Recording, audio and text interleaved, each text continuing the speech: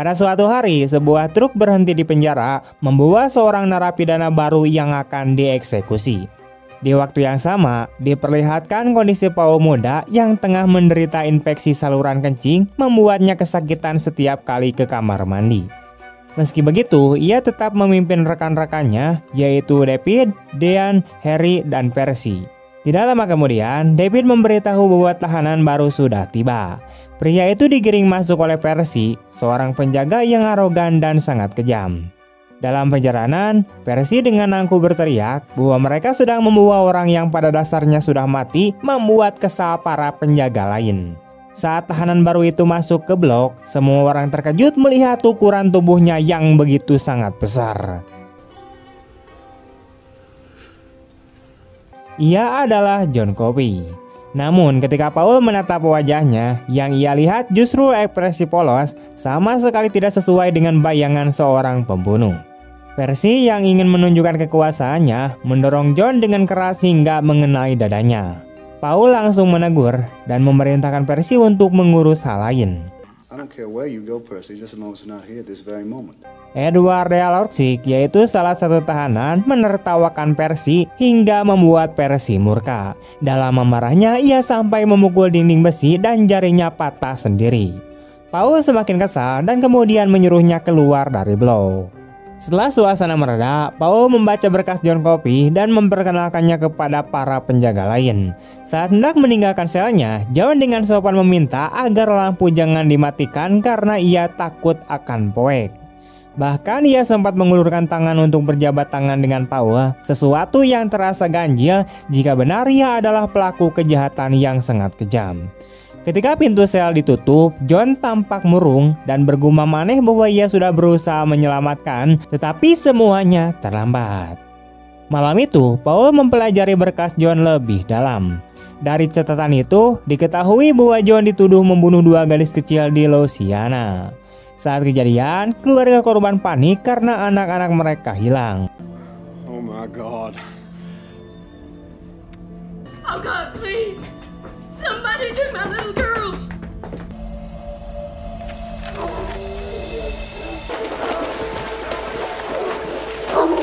Sang ayah, tetangga, dan aparat melakukan pencarian hingga menemukan sebuah boneka penuh darah. Tidak lama kemudian, mereka melihat John dengan tubuh penuh bercak darah, menangis dan menggendong kedua gadis yang sudah tak bernyawa. Ayah korban langsung memukulinya habis-habisan. John hanya bisa mengatakan bahwa ia mencoba menyelamatkan, tapi semuanya sudah terlambat. Polisi kemudian menangkapnya dan menjatuhkan tuduhan pembunuhan. Mendengar semua itu, Paul merasa sangat berat hati dan sulit percaya bahwa John benar-benar sanggup melakukan tindakan kejam seperti itu. Setibanya di rumah, Paul menceritakan keganjilan itu kepada istrinya. Keesokan harinya, ia dan Dean sedang membersihkan kursi listrik ketika mendengar tawa David. Mereka segera menghampiri dan melihat seekor tikus kecil yang muncul dari ruang isolasi. Anehnya, tikus itu tidak takut pada manusia dan malah tampak jinak. David memberinya biskuit, lalu hewan itu kembali ke ruang isolasi.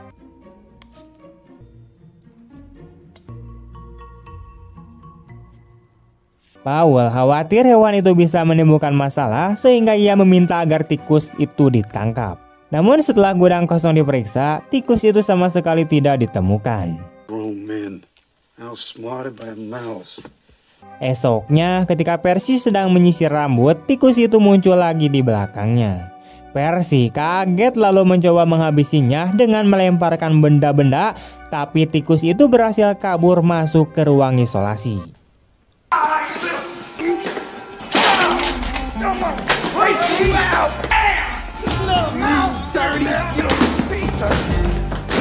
Percy kembali mencari ke dalam, namun tetap gagal menemukannya. Paul menenangkan situasi dan memperingatkan Percy agar tidak membuat keributan di blok eksekusi, tetapi Percy malah marah dan mengancam akan menggunakan koneksinya untuk menyingkirkan Paul dari pekerjaannya.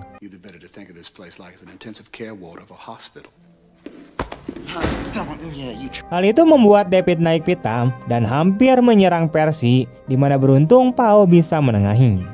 Dengan tegas ia memperingatkan Percy bahwa jika berani melanjutkan ancaman itu, ia sendiri yang akan menanggung akibatnya.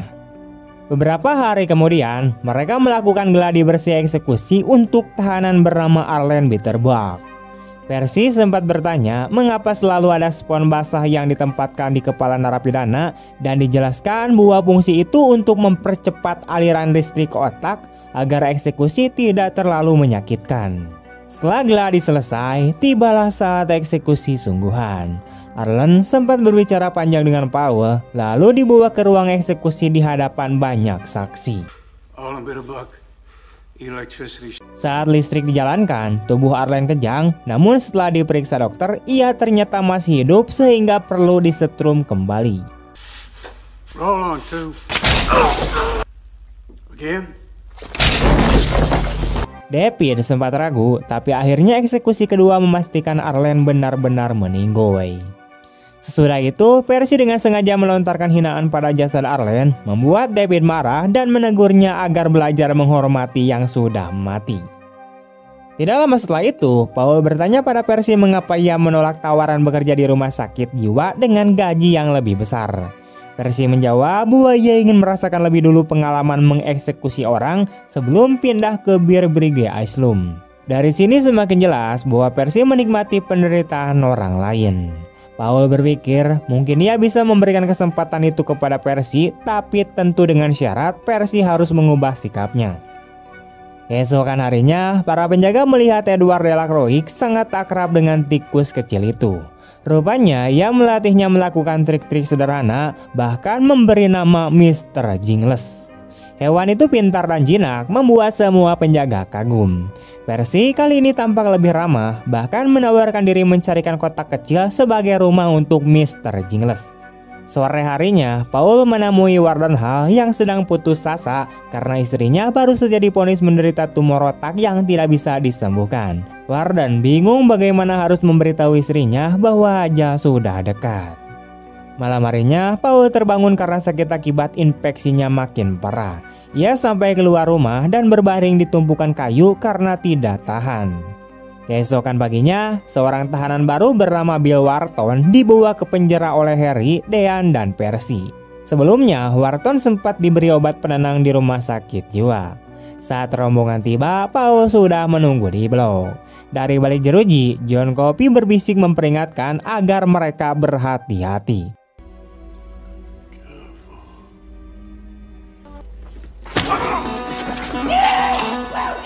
Benar saja, begitu sampai Wharton langsung menyerang. Ia menyikut wajah Percy dan mencekik Dean dengan borgol. Paul berusaha menolong, namun Wharton menendang selangkangannya dengan keras hingga ia jatuh kesakitan. Paul mencoba bangkit sambil mengerahkan pistol, tapi sulit karena Wharton menahan Dean terlalu dekat. Paul memerintahkan Percy untuk menyerang Wharton, namun Percy membeku ketakutan. Untungnya, David datang dan memukul kepala Wharton hingga membuatnya terjatuh. Where'd you come from? Piss on me.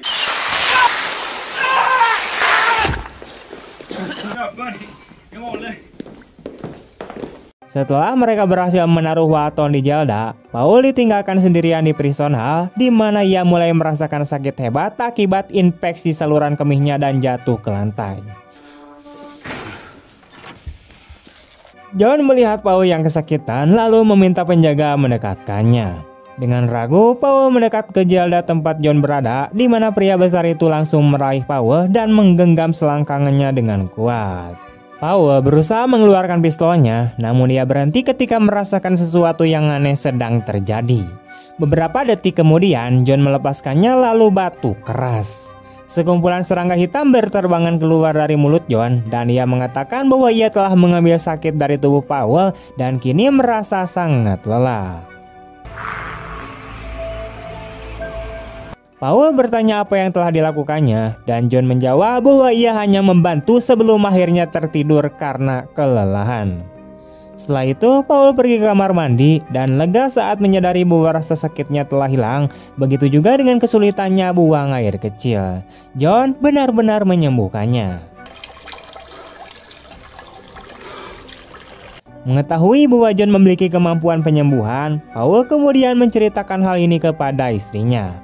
Paul yakin John tidak mungkin melakukan kejahatan keji, sehingga ia mendatangi pengacara John bernama Beth Hammersmith yang dulu membelanya di pengadilan. Paul bertanya apakah polisi pernah menemukan catatan kriminal John, namun Beth menjelaskan bahwa polisi tidak menemukan apapun, bahkan dalam riwayat pribadinya. Beth berkomentar bahwa John seperti orang yang turun dari langit tanpa identitas apapun. Dari percakapan itu, Paul menyadari bahwa Hammersmith sebenarnya seorang rasis yang tidak berniat membela John sepenuh hati. Keesokan harinya, sebagai tanda terima kasih, Paul membawa roti jagung buatan istrinya untuk si John. John menerimanya dengan gembira, lalu membaginya dengan Edward dan Mr. Jingles. Namun tiba-tiba, Wild Bill meraih Percy dari belakang dan mencekiknya. Sesaat kemudian, ia melepaskan Percy sambil berkata bahwa ia hanya bercanda, namun ia menambahkan sesuatu yang membuat Percy ketakutan. Akibatnya, Percy ketakutan sampai mengompol. Malu besar, Percy mengancam semua orang untuk tidak menceritakan kejadian itu atau mereka akan kehilangan pekerjaan. Meski begitu, Edward yang sering menjadi sasaran ejekan Percy tidak bisa menahan tawa. Sebagai balas dendam, Percy menginjak Mr. Jingle dan pergi begitu saja.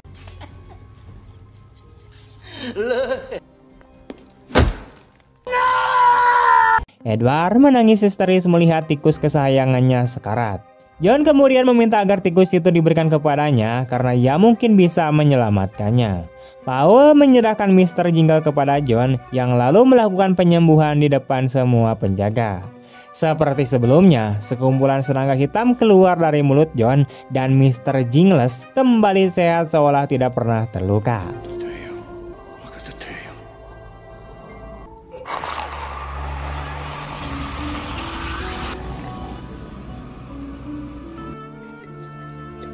Para penjaga terharu menyaksikan kejadian itu dan semakin yakin bahwa John memiliki kekuatan penyembuhan. Beberapa hari kemudian, tiba waktunya eksekusi Edward. Sebelum dieksekusi, Edward meminta Paul untuk menjaga Mr. Jingles. Namun, Paul tidak bisa membawanya masuk ke ruang eksekusi, sehingga John menawarkan diri untuk menjaga tikus itu sampai semuanya selesai.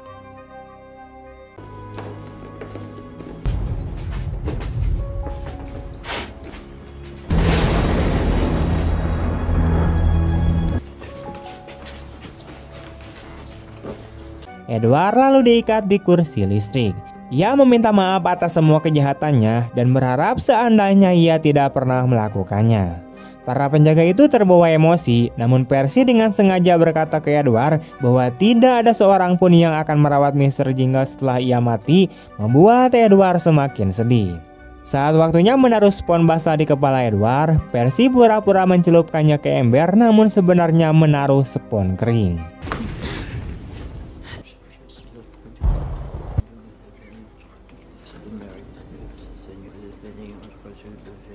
Paul mulai curiga ketika melihat lantai tidak basah sama sekali, namun sebelum ia bisa menghentikannya, Percy memberi isyarat untuk menarik tuas. Karena spons kering, tubuh Edward pun tersiksa hebat saat tersengat listrik. Para saksi menjerit ngeri dan David memohon pada Paul untuk memutus aliran listrik, tapi Paul tahu betul bahwa hal itu justru akan memperpanjang penderitaan Edward.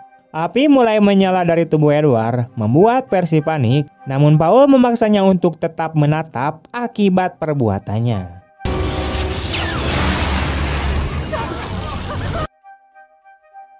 Setelah eksekusi yang mengerikan itu selesai, David tidak bisa menahan diri dan langsung menghajar si babal Percy. Ketika Warden Hall datang dan menanyakan apa yang terjadi, Percy hanya menjawab bahwa ia tahu spons harus dibasahi lebih dulu. Paul lalu mengingatkan Percy tentang janjinya untuk pindah kerja ke rumah sakit jiwa dan menyuruhnya segera angkat kaki dari penjara. Setelah itu, Paul kembali ke Zelda dan menemukan John sedang menangis atas kematian Edward. Keesokan harinya, Paul bersama istrinya mengunjungi Warden Hall untuk melihat kondisi istrinya. Hall mengatakan bahwa keadaan sang istri semakin memburuk. Dari situlah Paul mendapatkan ide berani. Kembali ke rumah, Paul membicarakan hal ini dengan timnya, menceritakan bagaimana John menyembuhkan Mr. Jingles dan juga penyakitnya sendiri. Ia lalu mengusulkan agar mereka menyelundupkan John keluar untuk menyembuhkan istri sang warden. Awalnya semua menolak karena risiko besar yang bisa membuat mereka dipenjara, namun demi menyelamatkan istri Warden Hall, akhirnya mereka setuju. Untuk memastikan rencana ini tidak terbongkar, mereka mengurung Percy di ruang isolasi sebagai hukuman atas aksinya saat mengeksekusi Edward. Setelah semuanya siap, mereka mulai menjalankan rencana. Namun sebelum keluar, Wild Bill menyentuh tangan John. Seketika John mendapatkan penglihatan tentang kejahatan Wild Bill. You bad man. That's right, nigger. Paul segera melepaskan tangan Wild Bill dari John dan membawa John keluar penjara. Saat merasakan udara bebas, John tampak sangat bahagia bagaikan anak kecil. Ia menatap bintang-bintang di langit dan menikmati rerumputan di bawah kakinya. Akhirnya mereka tiba di rumah Warden Hall. Hall terkejut melihat kedatangan Paul dan timnya bersama dengan John. Awalnya ia tidak nyaman melihat seorang narapidana dibawa keluar, namun John mendekatinya dengan tenang dan mengatakan bahwa ia bisa membantu. Setelah itu, John mendekati istri Warden yang sangat ketakutan seolah-olah dirinya sedang dirasuki oleh sesuatu yang jahat.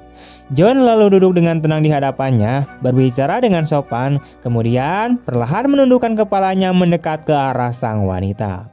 Tiba-tiba cahaya putih keluar dari mulut wanita itu dan seluruh cahaya tersebut diserap masuk ke dalam tubuh John. Jam dinding di ruangan itu pecah, seluruh ruangan bergetar, dan sekali lagi sebuah keajaiban terjadi.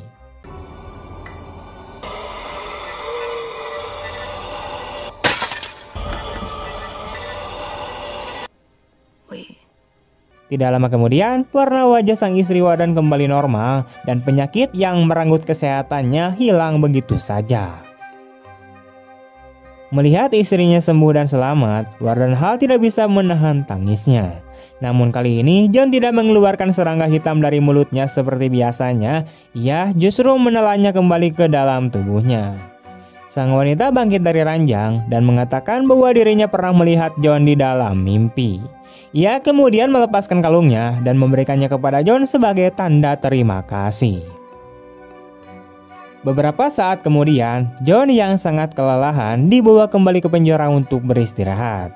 Tidak lama setelah itu, Paul dan David menemui Percy dan membebaskannya dengan syarat ia harus benar-benar berhenti menjadi penjaga penjara. Namun tepat setelah Percy keluar, John akhirnya melepaskan serangga hitam dari tubuhnya dan langsung masuk ke dalam tubuh Percy.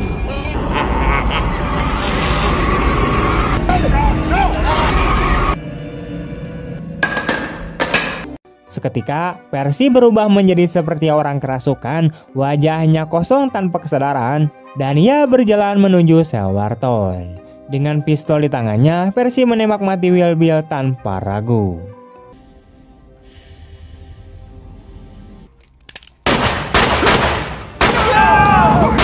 Paul kemudian menghampiri John dan bertanya mengapa ia membiarkan Percy dirasuki serangga dan membuatnya menghabisi Wild Bill. John menjelaskan bahwa ketika Wild Bill menyentuh tangannya, ia mendapatkan sebuah penglihatan tentang kejahatan yang dilakukan pria itu. Ternyata Wild Bill lah yang sebenarnya menyerang dan menghabisi dua gadis kecil, dan John hanya mencoba untuk menghidupkan mereka kembali. Itulah sebabnya John membiarkan serangga menggunakan tubuh Percy, karena baginya itu adalah cara seorang manusia jahat menghukum manusia jahat lainnya.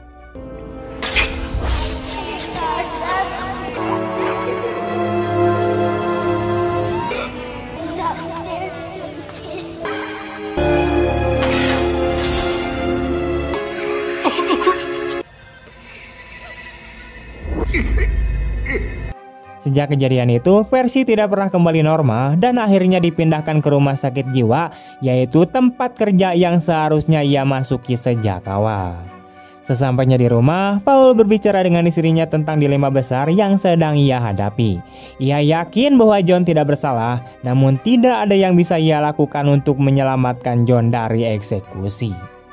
Saat hari eksekusi semakin dekat, Paul berbincang dengan John dan menanyakan apakah ia mau melarikan diri dari penjara. Paul mengatakan bahwa jika ia membiarkan eksekusi itu terjadi, ia tidak tahu bagaimana caranya ia bisa mempertanggungjawabkan hal itu di hadapan Tuhan. Namun John menjawab dengan tenang bahwa ia tidak ingin kabur. Ia mengatakan bahwa dirinya sudah terlalu lelah dengan kehidupan yang penuh penderitaan dan ingin segera mengakhiri semuanya. Ketika David menanyakan apakah John memiliki permintaan terakhir, John mengatakan bahwa ia belum pernah sekalipun menonton film. Untuk memenuhi keinginannya, John diizinkan menonton sebuah film yang ternyata sama dengan film yang dilihat oleh Paul di masa tuanya pada awal film tadi.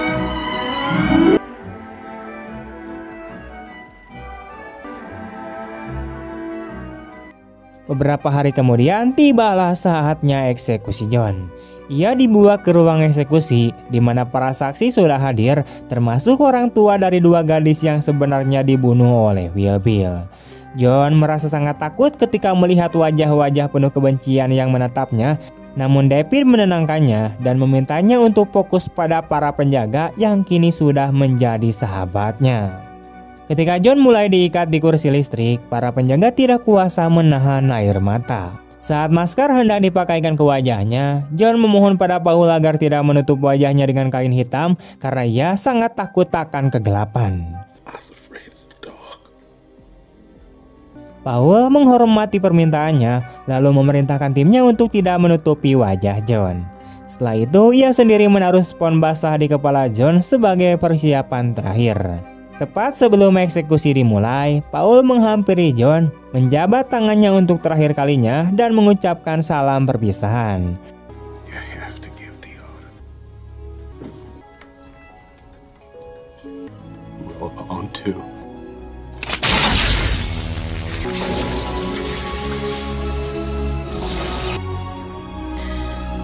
Sesaat kemudian arus listrik dinyalakan dan tubuh John kejang-kejang hingga akhirnya meninggal dunia. Semua penjaga yang tahu betul bahwa John adalah pria polos yang memiliki hati bersih tidak kuasa menahan tangis mereka.